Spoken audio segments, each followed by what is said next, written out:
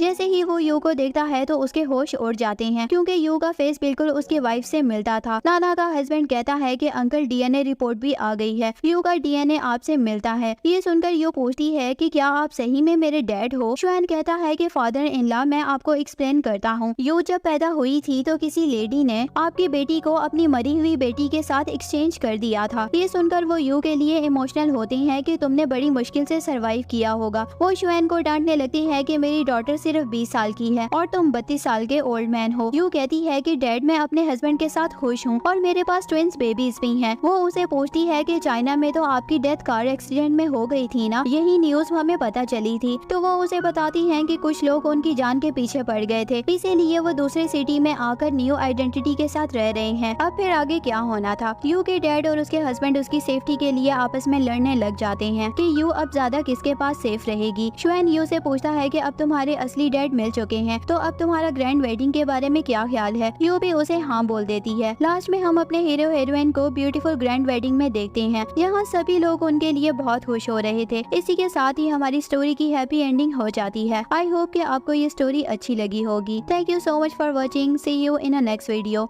Bye bye. Hello everyone. तो drama की starting में हम हमारी हीरोइन लू मेंग को देखते हैं, जो कि एक रियल एस्टेट एजेंट है। वो अपने मैनेजर को प्रॉपर्टी दिखा रही होती है और सोचती है कि अगर ये डील डन हो जाएगी तो मैं अपने हस्बैंड के लिए बहुत अच्छा सा गिफ्ट लूंगी। तभी मेंग के पास उसके ब्रदर की कॉल आती है। वो उसे कहता है कि कल तुम्हारा बर्थडे है, तो बताओ कि तुम्हें क्या चाहिए, ज्वेलरी, कार या विला। वो कहती है कि ब्रदर मेरी शादी हो गई है, अब मुझे इन सब चीजों की कोई नीड नहीं है। अगर आप मेरे लिए सच में कुछ करना चाहते हो तो मेरे हस्बैंड सू चेंग की कंपनी में इन्वेस्टमेंट कर दो, यही मेरे लिए सबसे बड़ा गिफ्ट होगा। वो उसकी बात मानकर फौरन उसके हस्बैंड की कंपनी में इन्वेस्ट कर देता है। इतने में ही पीछे से उसकी मदर इन लॉ चिल्लाते हुए आती हैं और उसे मारने लगती हैं और कुछ फोटोज दिखाकर कहती हैं कि तुम मेरे बेटे को चीट कर रही हो। मैंने अपनी आंखों से देखा है तुम कितने लड़कों से मिलती हो, ये देखो इसका प्रूफ, तुम एक शेमलेस लड़की हो। वो कहती है कि मॉम आप मुझे गलत समझ रही हो, मेरा किसी के साथ कोई भी चक्कर नहीं चल रहा। मैं चैंग के साथ बहुत ही लॉयल हूँ, लेकिन उसकी mother in law and sister in law जिन यान उसके कैरेक्टर के ऊपर बहुत बुरा भला सुनाने लगती हैं और उसके साथ धक्का मुक्की करने लगती हैं, जिसकी वजह से मेंग कीचड़ में गिर जाती है। उसका ब्रदर कॉल पर ये सभी बातें सुन रहा होता है। यहाँ हम देखते हैं कि उस कॉल पर लू फैमिली का एल्डर सन लुइस होता है, जो लू ग्रुप्स का प्रेसिडेंट है। वो अपने बाकी ब्रदर्स को कॉल करके कहता है कि हमारी सिस्टर को उसके इन-लॉज बुली कर रहे हैं, हमें उसे प्रोटेक्ट करने जाना है। तभी वो सभी अपने अपने काम छोड़कर अपनी सिस्टर को प्रोटेक्ट करने के लिए निकल जाते हैं। जैसे ही उनकी कार्स वहाँ पर पहुँचती हैं तो कुछ लोग उन्हें देखकर कहते हैं कि ये तो लू फैमिली है और उसका सेकंड ब्रदर यंग मास्टर शेंग है, जो एक फेमस सर्जन है। इसका तो एक भी ऑपरेशन आज तक फेल नहीं हुआ। थर्ड ब्रदर शैन, जो कि एक पायलट है, वो एयर स्टंट्स करने में एक्सपर्ट है। और फोर्थ ब्रदर रूबाई एक ब्रेव पुलिस ऑफिसर है, जिसने अभी तक 500 से ज्यादा इनकाउंटर्स किए हैं। जैसे ही चारों लू ब्रदर्स वहां पहुंचते हैं तो सभी उन्हें देखकर बहुत ही हैरान होते हैं। वो जाते ही मैंग को उठाकर उससे पूछते हैं कि क्या तुम ठीक हो। जिनयान कहती है कि ये हमारा प्राइवेट मैटर है, ये लड़की कैरेक्टरलेस बिच है। ये सुनकर लुइस उसे थप्पड़ मारता है। वो कहती है कि तुमने इस बिच के लिए मुझे क्यों मारा। तो लू ब्रदर्स मैंग की मदर इन लॉ को कहते हैं कि इन्हें छोड़ दो, लू फैमिली सीनियर्स लोगों पर हाथ नहीं उठाती। जिनयान कहती है लू फैमिली का इस ऑर्फन लड़की से क्या कनेक्शन है, इसकी कोई भी फैमिली नहीं है। वो उसे कहते हैं कि शट अप, ये लड़की चाहे कोई भी हो, तुम इसे बुली नहीं कर सकती और हमें पता है कि तुमने इसके साथ क्या किया है। वो उसे कॉल रिकॉर्डिंग सुनाने लगते हैं, जिसमें वो मैंग को गालियां दे रही होती है। वो अपने गार्ड्स को कहकर उन दोनों को वहां से बाहर करवा देता है, साथ में मैनेजर को भी फायर कर देते हैं। चारों ब्रदर्स मैंग से कहते हैं ये लोग तुम्हें कितना टॉर्चर करते हैं, तुम ये सब कैसे बर्दाश्त कर सकती हो। वो कहती है कि ये लोग मेरे साथ ऐसा ही करते हैं, अब तो मुझे आदत हो गई है ऐसे जीने की। उसके ब्रदर्स कहते हैं कि अब तुम हमारे साथ लू मेंशन चलोगी, हम तुम्हें इन लोगों के साथ नहीं रहने देंगे और वैसे भी कल तुम्हारा बर्थडे है, हम ग्रैंड सेलिब्रेशन करेंगे। मैंग कहती है कि ब्रदर्स इसकी कोई जरूरत नहीं है, मैं अपने हस्बैंड के साथ बहुत ही खुश हूँ, वो मेरा अच्छे से ख्याल रखता है और अब वो घर आने ही वाला होगा, मैं जा रही हूँ, मुझे उसके लिए खाना भी बनाना है। ये बोलकर वो वहाँ से चली जाती है। जब वो अपने घर की क्लीनिंग कर रही होती है तो वो अपनी मदर इन लॉ एंड जिनयान को घर बेचने की बातें करते हुए सुन लेती है। वो लोग उसको देखकर प्रॉपर्टी पेपर्स छुपाने लगते हैं। मॉम कहती हैं कि तुम्हारी वजह से हमारी जॉब चली गई है, अभी हमारा तुमसे हिसाब किताब करना बाकी है। मैंग कहती है कि जिनयान की जॉब उसके बैड बिहेवियर की वजह से गई है, ना कि मेरी वजह से।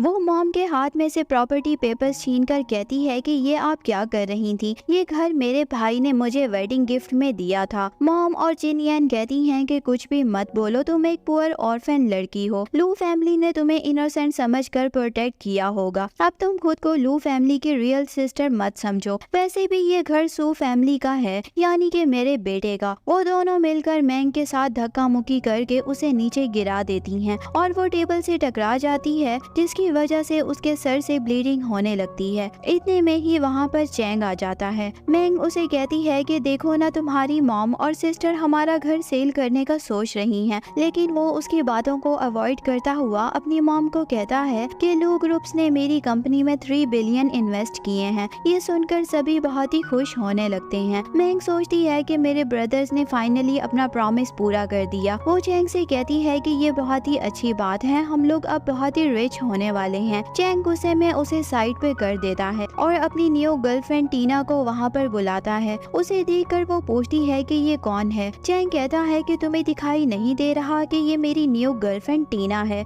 जो कि लू ग्रुप की एल्डेस्ट डॉटर है। टीना मैंग की इंसल्ट करते हुए कहती है कि तुम्हारी मेड कितनी रूड है, इसे तो रिच लोगों से बात करना भी नहीं आता। जिनियन कहती है कि तुम जैसी स्टिंकी लड़की मेरी सिस्टर इन लॉ होना डिजर्व नहीं करती। मेरा ब्रदर तुम्हें अभी डिवोर्स दे देगा। मैंग शॉक्ड होकर चैंग से पूछती है कि ये क्या हो रहा है, तुम मुझे डिवोर्स देना चाहते हो, लेकिन क्यों? चैंग बोलता है कि टीना एक रिच फैमिली की डॉटर है और तुम एक पुअर सेल्स गर्ल हो। मैं तुम जैसी लड़की के साथ रहकर अपनी पूरी लाइफ खराब नहीं करना चाहता। मैंग बोलती है कि तुम ऐसा कैसे कर सकते हो, तुम्हारे बुरे टाइम में मैंने ही तुम्हें सपोर्ट किया था। वो उसे कहता है कि तुम एक स्टिंकी गार्बेज हो, तुम क्या मेरी हेल्प करोगी? टीना बोलती है कि हनी, इस पुअर लड़की को जल्दी से यहाँ से भगाओ, मुझे इसकी स्मेल से वोमिट आने वाली है और मेरे बेबी पर भी बुरा असर पड़ सकता है। उसकी प्रेगनेंसी का सुनकर मैंग शॉक्ड हो जाती है। वो कहती है कि मुझे लगा था कि तुम एक पुअर पर्सन जरूर हो, लेकिन एक ऑनेस्ट और काइंड हस्बैंड भी बन सकते हो, इसीलिए मैं सब छोड़कर तुम्हारे पास आ गई। पर कितना गलत थी मैं, जो मैंने तुम्हें अपना हीरो समझा, लेकिन तुम तो विलन निकले।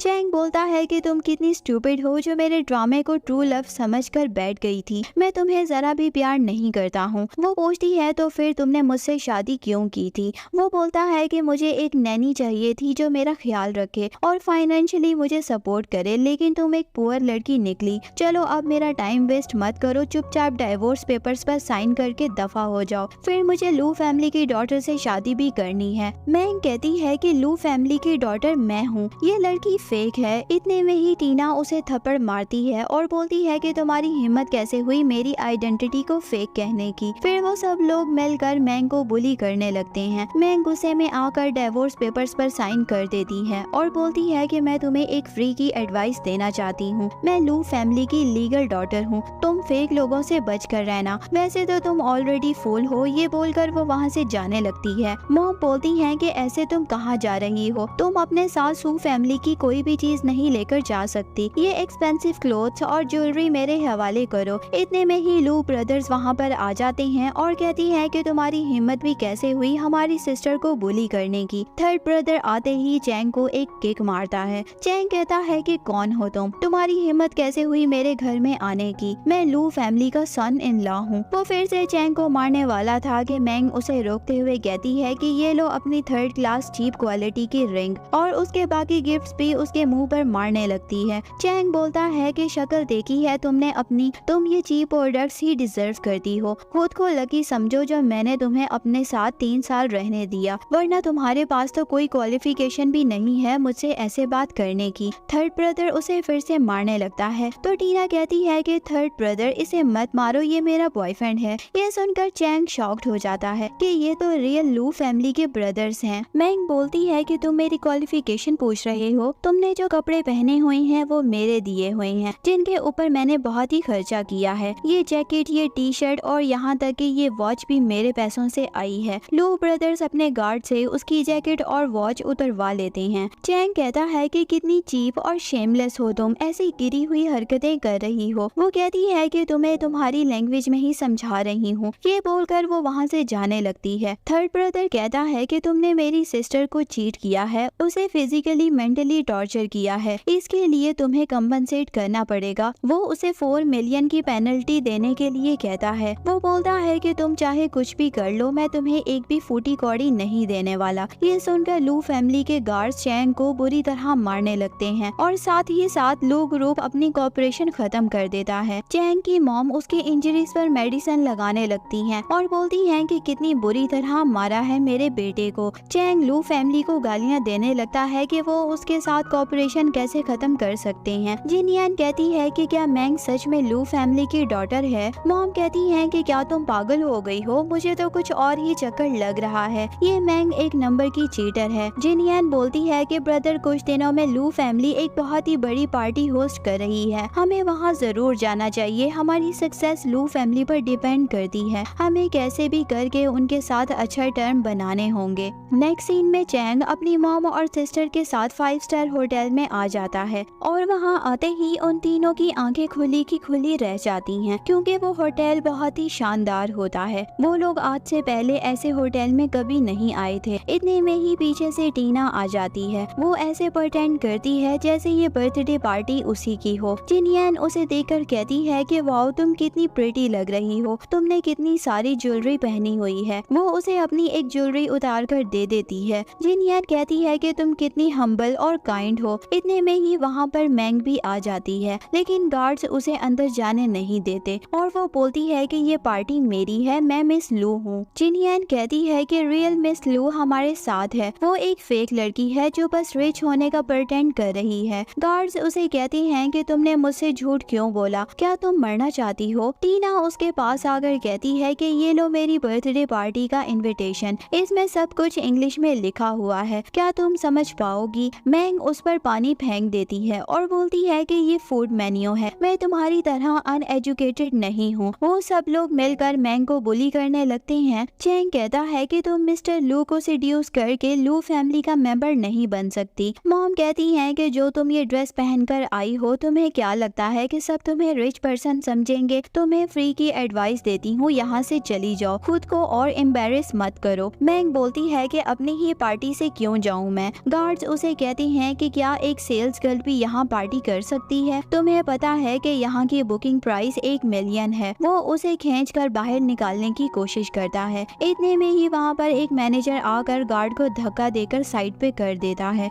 और वो मैंग से गार्ड की बदतमीजी के लिए अपोलोजाइज करता है। वो बोलता है कि आप चलो मेरे साथ, मिस्टर लुइस आपका टॉप फ्लोर पे वेट कर रहे हैं। जिनयान कहती है कि तुम कितनी शेमलेस हो, पहले तुमने लू के थर्ड ब्रदर को सेड्यूस किया था और अब मिस्टर लुइस को भी कर लिया। मुझे तो लगता है कि तुम्हारा इस मैनेजर के साथ भी चक्कर चल रहा है। मैंग उसे थप्पड़ मारती है तो जिनयान टीना से कहती है कि ये मुझे मार रही है, तुम कुछ करती क्यों नहीं हो, तुम तो लू फैमिली की एल्डर डॉटर हो ना। गार्ड्स भी मैंग को बाहर निकालने के लिए कहता है तो मैनेजर उसे थप्पड़ मारकर कहता है कि मिस्टर लुइस ने इस लेडी को बुलाया है। टीना एक्टिंग करते हुए कहती है कि मजाक कर रहे हो क्या, मेरे ब्रदर इसको क्यों बुलाएंगे। जिनयान भी बोलती है कि ये लू फैमिली का नाम लेकर यहाँ पर फ्री में खाने पीने आई है, क्या कोई भी ऐसे ही होटल में आ जाता है। चैंग कहता है कि तुम में और लू फैमिली में दिन रात का अंतर है, तुम तो यहाँ खड़े होने के भी लायक नहीं हो। मैंग कहती है कि ये बाद में पता चलेगा कि कौन लायक है और कौन नहीं। चैंग गुस्से में मैंग को थप्पड़ मार देता है तो वो कहती है कि इस थप्पड़ का जवाब मैं तुम्हें जरूर दूंगी। ये बोलकर वो वहाँ से चली जाती है। वो किसी को कॉल करके कहती है कि इन लोगों को पार्टी में आने दो, मैं भी देखती हूँ कि ये लोग किस हद तक गिर सकते हैं। सभी लोग पार्टी में आ जाते हैं। टीना कहती है कि मेरी फैमिली ने कितनी लग्जरी अरेंजमेंट किया है मेरी बर्थडे पार्टी में। चैंग और उसकी फैमिली तो वहाँ सेल्फी लेने लगती है। तभी एक होस्ट मिस लू को बर्थडे विश करते हुए स्टेज पर बुलाती है। टीना झट से स्टेज पर चली जाती है।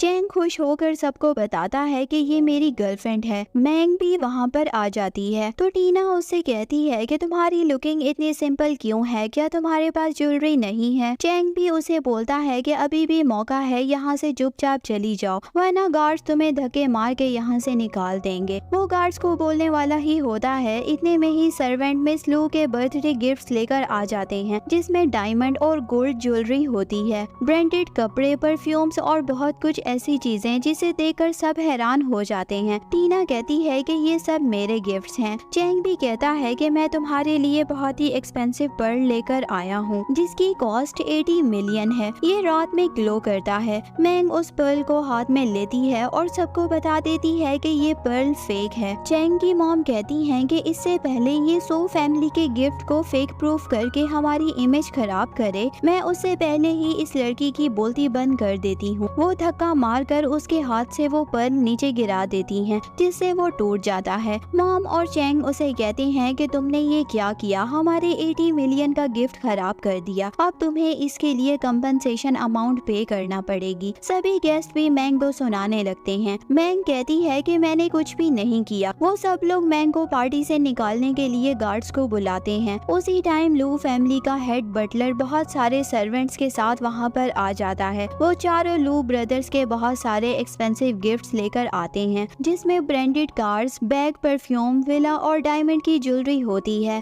बटलर ये सभी गिफ्ट्स मैंग को दे देता है। मैंग बटलर को थैंक यू बोलती है तो टीना वहाँ आकर कहती है कि ये सारे गिफ्ट्स मेरे हैं, तुम लो क्लास कम बैग कब तक खुद को मिस लू प्रटेंड करोगी, और मिस्टर बटलर आपको इतना भी नहीं पता कि कौन है रियल मिस लू। मैंग बोलती है कि क्या बकवास कर रही हो, मेरे ब्रदर्स यहाँ आते ही होंगे, लेकिन टीना उसकी एक नहीं चलने देती। वो बटलर का भी ब्रेन वॉश करने लगती है और बटलर मैंग को फेक समझकर उसे थप्पड़ मार देता है। ये देखकर टीना और सू फैमिली बहुत ही खुश होने लगती है। टीना उसको नीचा दिखाने के लिए कहती है कि माना कि तुम चैंग की वजह से अपसेट हो, लेकिन इसका ये मतलब थोड़ी है कि तुम मुझसे मेरे ब्रदर्स को छीनने के बारे में सोचो। वैसे आज मैं अच्छे मूड में हूँ, वरना तुम जिंदा यहाँ से बचकर नहीं जा सकती थी। सभी लोग मैंग को टीना से नील डाउन होकर अपोलोजाइज करने को कहते हैं। मैंग बोलती है कि अपोलोजाइज माय फुट। वो गिफ्ट्स को नीचे फेंकने लगती है और बोलती है कि मेरे ब्रदर्स मुझे बहुत प्यार करते हैं और मेरे लिए और गिफ्ट्स ले आएंगे। टीना कहती है कि स्टॉप इट, पागलों की तरह रिएक्ट मत करो। वो बटलर को मैंग को वहाँ से बाहर निकालने को बोलती है और सभी गेस्ट को बोलती है कि मेरी बर्थडे पार्टी में आने के लिए थैंक यू। इतने में ही वहाँ पर लुइस आ जाता है और बोलता है कि किसने कहा कि ये बर्थडे पार्टी तुम्हारी है। वो कहती है कि ओह प्लीज ब्रदर, मुझे एम्बैरेस मत करो, मैं जानती हूँ ये सरप्राइज पार्टी आपने मेरे लिए ही अरेंज की है और इस पुअर स्कम बैग ने मेरी सारी पार्टी को खराब कर दिया है, आप इसे पनिश करो। मॉम बोलती है कि ऐसी चीप लड़कियाँ किसी को रिस्पेक्ट करना नहीं जानती, इसे अपनी गलती का प्राइस पे करना होगा। लुइस कहता है कि बताओ क्या प्राइस पे करना चाहिए इसे। टीना चैंग के कान में जाकर कहती है कि लगता है कि मेरे ब्रदर्स का मूड आज अच्छा है, तो क्यों ना हम अच्छे से बदला लें इस मैंग की बच्ची से। चैंग बोलता है कि इसे बोलो कि नील डाउन होकर माफी मांगे और इसके हाथ पैर तुड़वा दो, या आप अपने गार्ड से कहकर इसकी पिटाई लगवा दो जिसकी वजह से इसका फेस खराब हो जाए। ये कहकर वो मैंग की तरफ जा ही रहा होता है कि इतने में ही लुइस के गार्ड्स उसे पकड़कर मारने लगते हैं। टीना बोलती है कि ब्रदर वो मेरा बॉयफ्रेंड है, इसे छोड़ दो। उसे छोड़ने की बजाय उल्टा गार्ड्स उसे भी पकड़कर साइड में ले जाते हैं। बटलर को अपनी मिस्टेक समझ आ जाती है और वो खुद नील डाउन होके अपोलोजाइज करने लगता है और बोलता है कि मुझे माफ कर दो, मुझे उस बिच ने धोखा दिया है। लुइस पूछता है कि इसका क्या किया जाए। वो बोलती है कि इसे फायर कर दो। बटलर सोचता है कि शुक्र है मैं बच गया। वो वहाँ से तेजी से निकल जाता है। मैंग के पैरों में वो एक्सपेंसिव जेम्स आने लगते हैं। वो कहती है कि आई एम सॉरी ब्रदर, मैंने गुस्से में ये सब इधर उधर फेंक दिया। वो कहता है कि कोई बात नहीं, तुम मेरे साथ चलो, मुझे तुम्हें कुछ दिखाना है। वो उसे लेकर एक ब्रांड न्यू फेरारी के पास आ जाता है। बाकी ब्रदर्स भी उसे डायमंड का आईफोन और गोल्ड बार और कंपनी के सारे शेयर्स उसके नाम पर करते हैं कि अब से हम मिस लू के लिए काम करेंगे। लुइस पूछता है कि तुम्हें अपना बर्थडे सरप्राइज कैसा लगा। मैंग कहती है कि ये मेरी लाइफ का बेस्ट बर्थडे है। वो पूछती है कि कौन मेरी न्यू कार में फर्स्ट ड्राइव पर चलेगा। ब्रदर्स आपस में लड़ने लगते हैं और कहते हैं कि मैं जाऊंगा मैंग के साथ फर्स्ट ड्राइव पे। दूसरी तरफ चैंग अपने फेस मिरर में देख रहा होता है क्योंकि उसको मार मार कर उसकी बुरी हालत कर दी होती है। जिनयान पूछती है कि क्या मैंग सच में मिस लू है, तो टीना कहती है कि क्या नॉनसेंस बातें कर रही हो, सिर्फ मैं ही मिस लू हूँ। मुझे लगता है कि उसने मेरे ब्रदर्स को सेड्यूस करके अपने जाल में फंसा लिया है, इसीलिए वो मुझे छोड़कर उसकी बातें मान रहे हैं। जरूर उसने कुछ डर्टी ट्रिक्स यूज की होंगी। ये सुनकर चैंग को गुस्सा आ जाता है और बोलता है कि मैं उस पिच को छोड़ूंगा नहीं, उसकी वजह से मेरी क्या हालत हो गई है। टीना कहती है कि डोंट वरी, सब ठीक हो जाएगा। मेरे ब्रदर्स ने तुम्हें कल इनवाइट किया है, इसका मतलब वो हमें अभी भी लाइक करते हैं। एक बार हम उनके पार्टनर बन जाएं, फिर उसके बाद हम जैसे चाहें वैसा ही बदला ले सकते हैं। जिनयान कहती है कि ब्रदर आपका तो सारा फेस ही डैमेज हो गया है, कल आप इन्वेस्टमेंट मीटिंग कैसे ज्वाइन करोगे। टीना कहती है कि मेरा सेकंड ब्रदर फेस डॉक्टर है, वो चैंग का फेस ठीक कर सकता है, हम उनके पास चलते हैं। वहीं दूसरी तरफ हम मैंग और लुइस को साथ साथ में देखते हैं। वो उससे पूछता है कि तुमने इतनी बड़ी बात हो जाने के बाद भी चैंग को इन्वेस्टमेंट मीटिंग का इनविटेशन क्यों भेजा। वो कहती है कि मैं चाहती हूँ वो वहाँ आए ताकि मैं उससे अच्छे से जलील कर सकूं।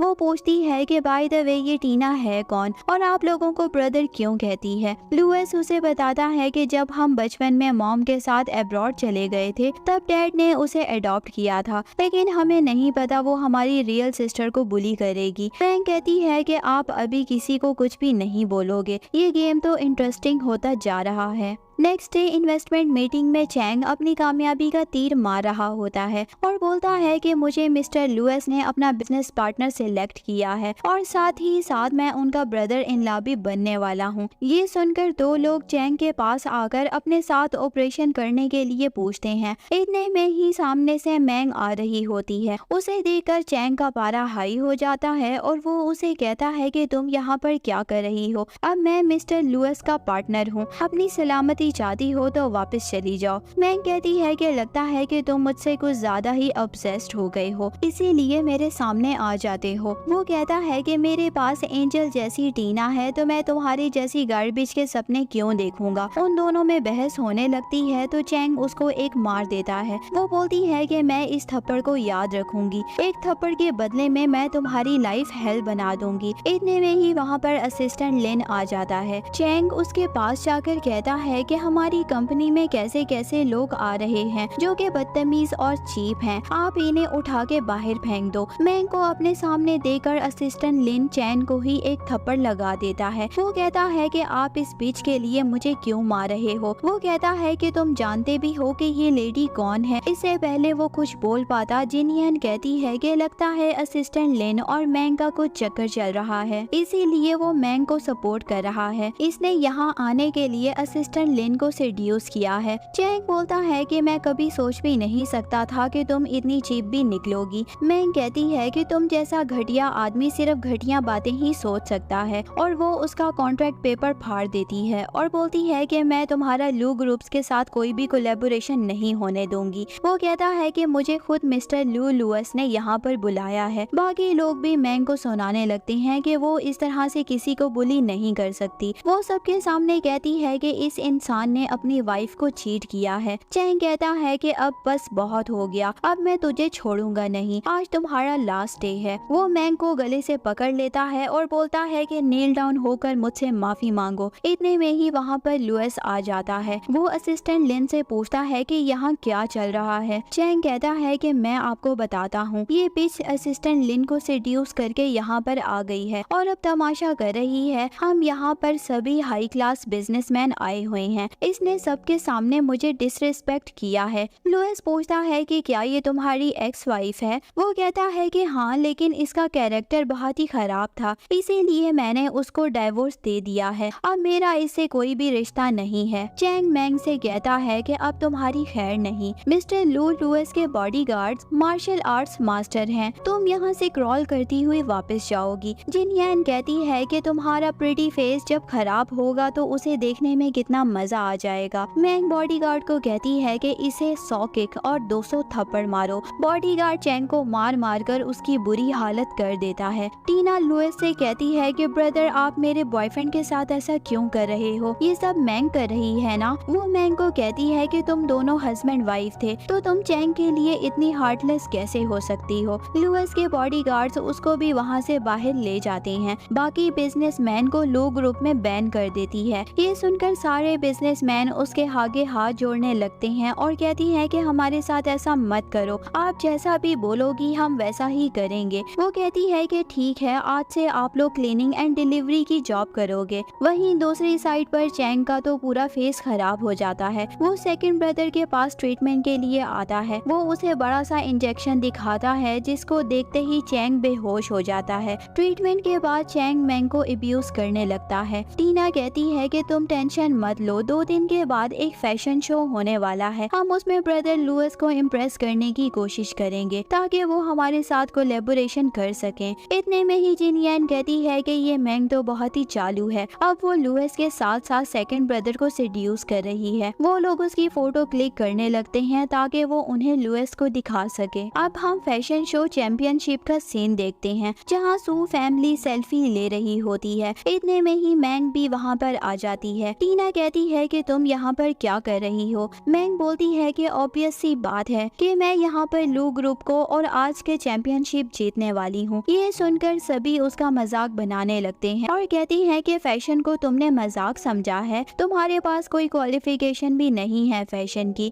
इवन तुम्हारा खुद का फैशन सेंस कितना खराब है। टीना कहती है कि चलो हम दोनों में एक चैलेंज हो जाए, जो हारेगा वो जीतने वाले के सामने नील डाउन होके अपोलोजाइज करेगा और यहाँ से दफा हो जाएगा। बोलो तुम ये चैलेंज मंजूर करती हो। मैंग इस चैलेंज को एक्सेप्ट कर लेती है। चैंग कहता है कि ये चैलेंज मेरी डार्लिंग टीना ही जीतने वाली है, अच्छा होगा कि तुम पहले ही हार मान के गिव अप कर दो। वो उसे धक्का देकर वहाँ से चली जाती है। फैशन शो शुरू हो जाता है और टीना ने पहले ही जजेस के साथ सेटिंग की हुई होती है। वो उसके बेकार और घटिया डिजाइन्स को भी फुल मार्क्स देते हैं और मैंग के ब्यूटीफुल डिजाइन्स को 0 मिलता है। मैंग सोचती है कि इसने जरूर कुछ गड़बड़ की है, मेरे डिजाइन्स को 0 क्यों मिल रहा है। इतने में ही वहाँ पर फोर्थ ब्रदर हैन आ जाता है। वो जजेस से पूछता है कि तुम ये 0 किस बेसिस पर दे रहे हो, ये तो विनिंग डिजाइन्स हैं। इतने में ही वहाँ पर लुइस भी आ जाता है। टीना उसे देखकर कहती है कि एल्डर ब्रदर देखो ना, फोर्थ ब्रदर कैसे किसी और आउटसाइडर के लिए मुझे बुली कर रहे हैं। मैं तो लू फैमिली की बायोलॉजिकल डॉटर हूँ। मुझे लगता है कि इसने फोर्थ ब्रदर को सेड्यूस कर लिया है, ये एक ट्रबल मेकर है। तो आप किसका साथ दोगे, मेरा या इस पुअर शेमलेस लड़की का। लुइस अपने बॉडीगार्ड से कहता है कि इन सभी ट्रबल मेकर्स को उठाकर बाहर फेंक दो। उनके जाने के बाद मैंग अपने दोनों भाइयों को थैंक यू बोलती है और फोर्थ ब्रदर से पूछती है कि आप यहाँ पर कैसे आ गए, मैंने तो सुना था कि आप किसी भी पब्लिक इवेंट में नहीं जाते हो। तो वो कहता है कि इस कंपटीशन में मेरी सिस्टर पार्टिसिपेट करने वाली थी तो मुझे तो आना ही था ना। लुइस कहता है कि जल्दी घर चलो, डैड वापस आ गए हैं। ये सुनकर मैंग बहुत ही खुश हो जाती है। वो घर जाते ही अपने डैड को हक कर लेती है। डैड कहती हैं कि मुझे सब पता चल गया है कि सू फैमिली ने तुम्हें कितना टॉर्चर किया है। मैंग बोलती है कि आई एम सॉरी डैड, ये मेरी गलती है, मुझे आपकी बात माननी चाहिए थी, मुझे उस बास्टर्ड चैंग से शादी ही करनी नहीं चाहिए थी। डैड बोलती हैं कि पास्ट की बातों से सैड होने का कोई फायदा नहीं है, अब तुम्हारे डैड वापस आ गए हैं, अब कोई भी तुम्हें बुली नहीं कर सकता। अगर किसी ने तुम्हें जरा भी हर्ट किया तो उसे उसकी कीमत चुकानी होगी। डैड चारों लू ब्रदर्स को कहती हैं कि कल एक इम्पोर्टेंट ऑक्शन होने वाली है, इसमें हमारी एक प्रॉपर्टी भी है जिसमें हमें हर हाल में जीतना होगा। वो प्रॉपर्टी मैं अपनी बेटी मैंग को गिफ्ट करना चाहता हूँ। मैंग कहती है कि डैड क्या मैं जा सकती हूँ ऑक्शन में। डैड बोलती है कि तुम्हें इतनी छोटी छोटी चीजों के लिए इतना परेशान होने की जरूरत नहीं है, लेकिन मैंग तो बच्चों की तरह रोने लगती है और डैड को ब्लैकमेल करके ऑक्शन में जाने की परमिशन ले लेती है। नेक्स्ट सीन में हम चैंग और टीना को ऑक्शन में देखते हैं। वो दोनों भी उसी प्रॉपर्टी की बात कर रहे होते हैं। टीना उसे बताती है कि मेरे डैड को वो प्रॉपर्टी बहुत ही पसंद है, वो कल होने वाली ऑक्शन में उसे हासिल करना चाहते हैं। चैंग सोचता है कि ये तो गोल्डन अपॉर्चुनिटी है लू ग्रुप के चेयरमैन को इम्प्रेस करने की,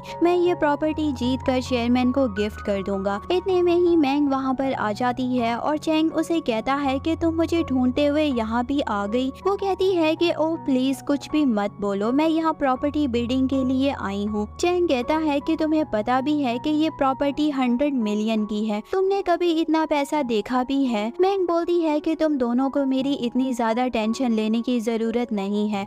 तभी वहाँ पर ऑक्शन स्टार्ट हो जाती है। होस्ट उस प्रॉपर्टी की बिडिंग स्टार्ट करता है जिसके लिए मैंग और चैंग यहाँ पर आए थे। उस प्रॉपर्टी का स्टार्ट ही 100 मिलियन से शुरू होता है। वो दोनों एक दूसरे से कम्पीट करते हुए बिलियंस में आ जाते हैं। टीना बोलती है कि ये प्रॉपर्टी मेरे डैड की फेवरेट है, तुम अपना घर, कार और कंपनी बेच दो, लेकिन ये प्रॉपर्टी खरीद लो। एक बार हमारा लू ग्रुप के साथ कॉपरेशन हो जाए उसके बाद हम लोग माला माल हो जाएंगे। वो उसकी बात मानकर ज्यादा अमाउंट की बिडिंग लगा देता है और बिडिंग जीत जाता है। बैंक सोचती है कि यही तो मैं चाहती थी कि तुम अपना सब कुछ गवा दो, कितने बड़े फूल हो तुम। नेक्स्ट सीन में लू फैमिली में एक सेलिब्रेशन होता है, वहाँ पर सू फैमिली भी आई होती है। चैंग सोचता है कि चेयरमैन को जब मैं वो प्रॉपर्टी गिफ्ट करूंगा तो वो मुझे झट से अपना पार्टनर बना लेंगे, फिर हम लोग यहाँ की सेकंड रिचेस्ट फैमिली बन जाएंगे। तभी मैंग भी वहाँ पर आ जाती है और उसे देखकर चैंग कहता है कि तुम जैसी पुअर लड़की इतनी रिच पार्टी में क्या कर रही हो। तभी मैंग के डैड उसके पास आकर खड़े हो जाते हैं। मॉम उन्हें देखकर कहती हैं कि तुम्हारा स्टैंडर्ड कितना गिर गया है, अब तुम ओल्ड डॉग को भी पैसों के लिए डेट कर रही हो। चैंग बोलता है कि तुम कितनी शेमलेस हो, कितने मेंस के साथ तुम्हारा चक्कर चल रहा है। डैड कहते हैं कि शट अप, तुम लोग क्या बकवास कर रहे हो। इससे पहले कि वो बोलते कि ये मेरी डॉटर है, चैंग की मॉम कहने लगती हैं कि इसमें बकवास की क्या बात है, ये लड़की है ही ऐसी। पहले इसने लो ग्रुप के प्रेसिडेंट को सेड्यूस किया, फिर इसने जीनियस डॉक्टर को सेड्यूस किया और अब ये ओल्ड मैन। डैड गुस्से में चैंग की मॉम को थप्पड़ मार देते हैं। चैंग ऑफेंड हो जाता है और कहता है कि मैं लू फैमिली का स्पेशल गेस्ट हूँ और साथ में उनका फ्यूचर ब्रदर इन लॉ भी। वो मैंग के डैड को कहता है कि गंजे बुड्ढे, मैं तुझे छोड़ूंगा नहीं। इतने में ही टीना वहाँ पर आ जाती है। वो जल्दी से डैड के पास आकर कहती है कि आई एम सॉरी डैड, ये मेरा बॉयफ्रेंड चैंग है, ये आपको जानता ही नहीं है, इसीलिए बाय मिस्टेक ये सब कह दिया।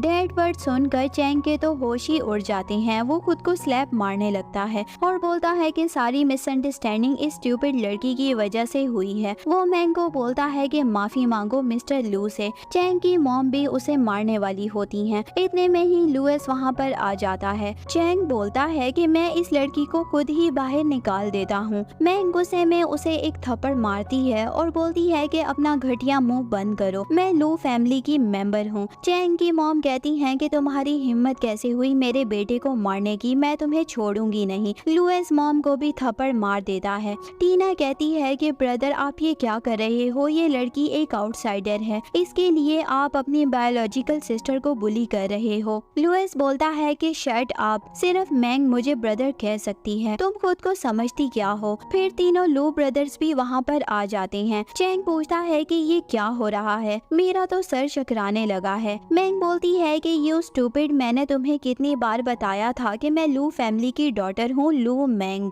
ये सुनकर सू फैमिली के होश उड़ जाते हैं। जिनयान कहती है कि ऐसा कैसे हो सकता है, ये तो इम्पॉसिबल है। मिस लू टीना है ना कि तुम। टीना अभी भी खुद को मिस लू साबित करने में लगी हुई होती है। वो कहती है कि हाँ बिल्कुल सही कहा, मैं ही रियल डॉटर हूँ, मेरे पास लू फैमिली के जेद पेंडेंट भी है, जिससे यही प्रूफ होता है कि मैं ही रियल डॉटर हूँ। डैड आप लोग आउटसाइडर के लिए मुझे टारगेट कैसे कर सकते हो। मैंग उसके पास आकर वो पेंडेंट छीन लेती है और कहती है कि किसी चीज को चुराने से वो तुम्हारी नहीं हो जाएगी और ये पेंडेंट मेरा है और तुम बुली करने की बातें कर रही हो जिसने मेरे हस्बैंड को मुझसे छीन लिया। वैसे तुम दोनों गार्बेज एक दूसरे को ही डिजर्व करते हो। लेकिन सो फैमिली उसकी एक नहीं सुनती, वो अभी भी उसे फेक समझते हैं। मैंग कहती है कि अभी सब क्लियर हो जाएगा। वो अपना हाथ काट कर जेद पेंडेंट पर अपना ब्लड डालने लगती है, लेकिन वो पेंडेंट शाइन नहीं करता। चैंग बोलता है कि देखा तुम फेक हो और फेक ही रहोगी। मैंग वो पेंडेंट नीचे गिरा देती है और कहती है कि मैं नहीं, ये पेंडेंट ही फेक है। वो लुइस का पेंडेंट मांगती है। चैंग अभी भी बकबक किए जा रहा होता है कि तुम कुछ भी कर लो, पुअर ही रहने वाली हो तुम जैसी लड़की कभी भी रिच फैमिली की मेंबर नहीं हो सकती। लेकिन जैसे ही मैंग अपना ब्लड का ड्रॉप लुइस के पेंडेंट पर डालती है तो वो शाइन करने लगता है। उसकी रोशनी से सो फैमिली की आंखें बंद होने लगती हैं। चैंग की मॉम रूडली टीना से कहती है कि तुमने तो कहा था कि तुम लू फैमिली की डॉटर हो, तो मैंग कौन है। टीना कहती है कि मेरी एक सिस्टर है जो बचपन से अब्रॉड में रहती है, लेकिन मैंने उसे आज तक नहीं देखा है। मॉम बोलती है कि ऐसा कैसे हो सकता है कि दो सिस्टर्स एक दूसरे को कभी ना देखें। मैंग कहती है कि तुम जैसी लड़की को मैं कभी भी अपनी सिस्टर नहीं बना सकती। चैंग की मॉम पूछती हैं कि क्या तुम इलीजिमेट डॉटर हो। चैंग भी चिल्लाने लगता है और पूछता है कि तुमने मुझे पहले क्यों नहीं बताया कि तुम रियल डॉटर नहीं हो। वो कहती है तो क्या हुआ, फिर भी मैं तो बायोलॉजिकल डॉटर हूँ। लुइस उसे कुछ पेपर्स दिखाकर कहता है कि किसने तुम्हें कहा कि तुम असली डॉटर हो, तुम हमारी मेड की डॉटर हो। उन्होंने मरते दम तक लू फैमिली का ख्याल रखा था, इसीलिए हमने तुम्हें अडॉप्ट कर लिया था उनकी काइंडनेस को रीपे करने के लिए। लेकिन हमने कभी भी नहीं सोचा था कि तुम हमारे प्यार और काइंडनेस का ये सिला दोगी। ये सुनकर टीना पैनिक होने लगती है और कहती है कि ये इम्पॉसिबल है, झूठ बोल रहे हैं आप सब। डैड बोलते हैं कि तुम मैंग को बुली नहीं कर सकती और अब तो तुमने हद ही कर दी है। अब मैं तुम्हें और बर्दाश्त नहीं कर सकता। मैं सबके सामने कहता हूँ कि अब से तुम्हारा लू फैमिली से कोई भी लेना देना नहीं है। अब तुम लू फैमिली की डॉटर नहीं हो। तुमने मेरी डॉटर को बुली करने के लिए जजेस को ब्राइब दी। क्या तुम्हें ऐसा लगता है कि लू फैमिली को पागल बनाना इजी है? वो थर्ड ब्रदर से एक पेपर लेते हैं जिसमें टीना का सारा काला चिट्ठा लिखा होता है।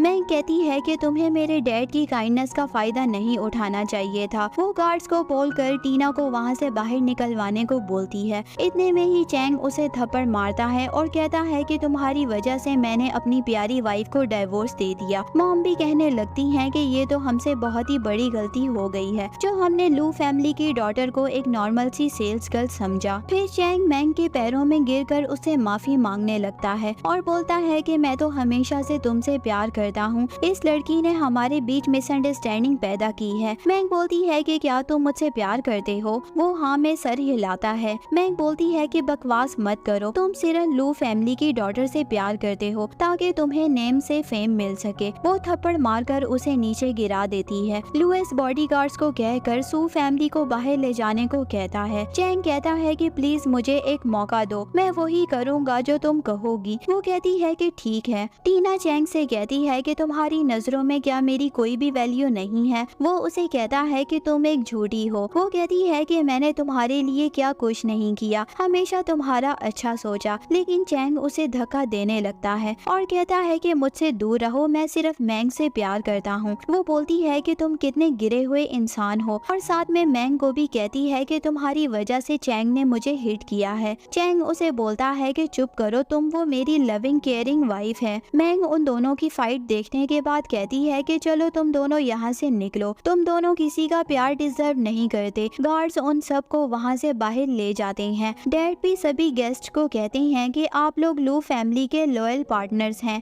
मैं चाहता हूँ कि यहाँ जो कुछ भी हुआ है आप वो किसी को भी नहीं बताएं। और वो सबके सामने मैंग को इंट्रोड्यूस करवाते हैं। वहीं चैंग फ्लोर पर बैठकर रो रहा होता है और कहता है कि अब मेरे पास कुछ भी नहीं बचा, ना घर, ना कंपनी और ना ही कार। अब मैं क्या करूँगा? टीना बोलती है कि हनी तुम टेंशन मत लो, मैं हूँ ना तुम्हारे साथ, मैं बहुत हार्ड वर्किंग करूँगी। वो उसे धक्का देकर कहता है कि ये सब तुम्हारी वजह से हुआ है, अब तुम मेरे सामने भी मत आना। वो कहती है कि तुम इतना कोल्ड कैसे हो सकते हो? वो बोलता है कि पहले तुम लू फैमिली की डॉटर थी लेकिन उन्होंने तुम्हें फैमिली से बाइकआउट कर दिया है, अब तुम मेरी किसी काम की नहीं हो। ये बोलकर वो जोर जोर से रोने लगता है। जिनयान कहती है कि ब्रदर टेंशन मत लो, हमारे पास अभी भी वो प्रॉपर्टी बची है जिसको हमने बेडिंग में खरीदा था। ये सुनकर वो खुश हो जाता है और बोलता है कि मैं फिर से बिजनेस में कम बैक करूँगा। नेक्स्ट सीन में चेयरमैन जैसे ही मैंग की शादी की बात करते हैं तो वो अपने करियर का बहाना बनाकर वहाँ से भाग जाती है। वो बाहर आकर देखती है कि चैंग और उसकी फैमिली टीना को डिवोर्स पेपर्स पर साइन करने के लिए बुली कर रही होती है। टीना कहती है कि मैं प्रेग्नेंट हूँ, तुम मुझे डिवोर्स नहीं दे सकते और मैंने उस प्रॉपर्टी के लिए अपने पैसे दिए थे तो तुम मुझे पहले वो पैसे वापस करो।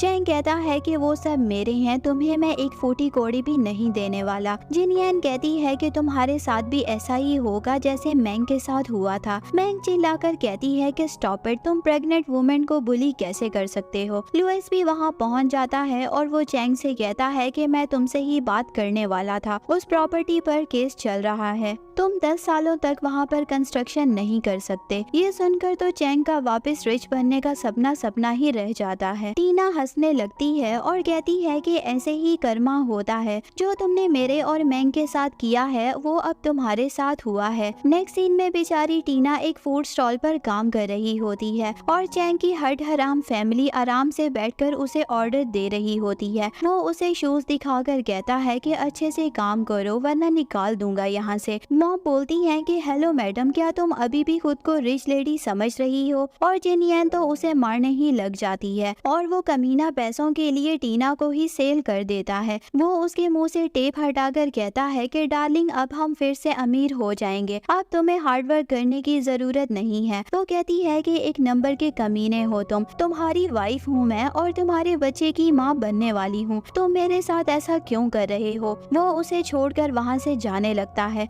और वो मैन कोई और नहीं बल्कि लू फैमिली का बटलर होता है। वो अपने हाथ से ग्लव्स हटाकर कहता है कि मेरे हाथ पर पर ये चोट तुम्हारी वजह से आई है, अब तुम्हें इसके लिए पे करना होगा। ये सब तुम्हारे सो कॉल्ड लू ब्रदर्स ने किया है। वो टीना को बेड पर गिरा देता है। तभी वहाँ पर मैंग अपने गार्ड्स के साथ आ जाती है। वो बटलर और चैंग को पकड़ने का ऑर्डर देती है। चैंग कहता है कि तुम यहाँ पर क्यों आई हो, मेरे प्राइवेट मैटर से दूर रहो। मैंग टीना का हाथ पैर खोलकर उसे कंफर्टेबल करने लगती है। वो कहती है कि चैंग, मुझे लगता था कि बस तुम एक ग्रेडी डॉग हो, लेकिन मैंने कभी ये नहीं सोचा था कि तुम इतने कमीने हो सकते हो। वो उसको एक थप्पड़ मारती है और टीना भी उसे आकर वहाँ मारने लगती है। वो चैंग से कहती है कि मुझे वो पैसे दे दो जो तुमने बटलर से लिए हैं। वो कार्ड निकालकर टीना को दे देता है तो टीना वो कार्ड लेकर मैंग को देकर कहती है कि क्या मैं तुम्हारी बॉडीगार्ड को हायर कर सकती हूँ। लास्ट में हम टीना और सू फैमिली को फूड शॉप पर काम करते हुए देखते हैं और बॉडीगार्ड्स टीना को प्रोटेक्ट कर रहे होते हैं। टीना चैंग से पूछती है कि हनी, तुम मुझे प्यार करते हो ना, तो जल्दी जल्दी हाथ चलाकर काम करो वरना भूखे मरना पड़ेगा तुम्हें। सू फैमिली को ऐसे काम करते हुए देखकर टीना को बड़ा मजा आ रहा होता है और इसी सेटिस्फाइंग मोमेंट के साथ इस ड्रामे की हैप्पी एंडिंग हो जाती है। Thank you so much for watching. See you in a next video.